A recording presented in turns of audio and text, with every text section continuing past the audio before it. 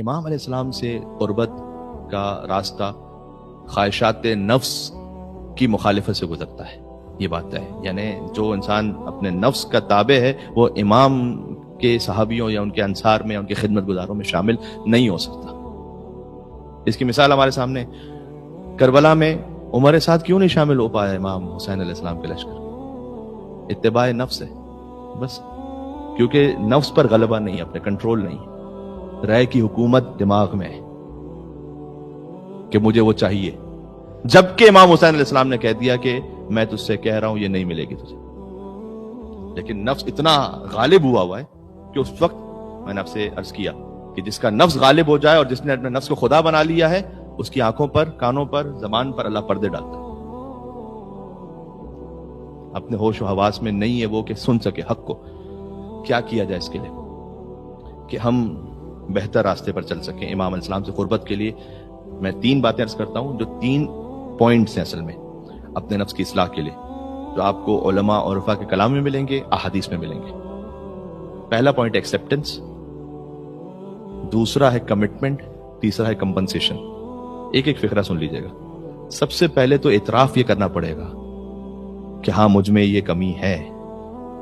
جب یہی نہیں ہوگا، ایکسیپٹ نہیں کرے گا انسان اپنے آپ میں، تو پھر اسے آگے بڑھے گا کیسے؟ تو پہلی بات تو یہ کہ ہاں مثلا میں اپنے آپ سے کہوں، کسی اور سے کہنے کی ضرورت نہیں کہ یہ جو مجھ سے فجر کی نماز بار بار قضا ہو رہی ہے، یہ گناہ کر رہا ہوں میں، یہ وہ کام ہو رہا ہے جس سے امام راضی نہیں ہے. پہلا ایکسیپٹنس، اپنے نفس کو اس بات کا اعتراف کروانا. دوسرا اسٹیپ ہے کمٹمنٹ،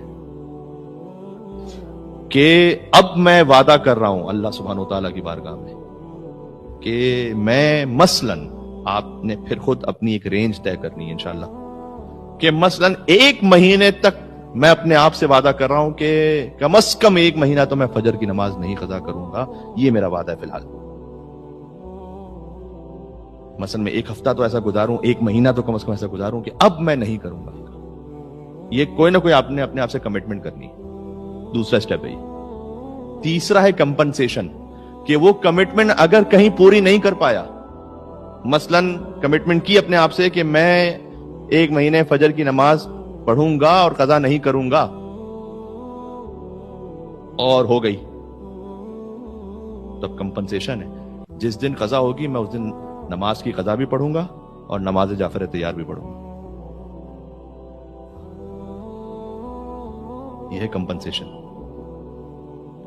$5-10 صدقہ نہ رکھیے گا، وہ بڑا آسان ہے دینا.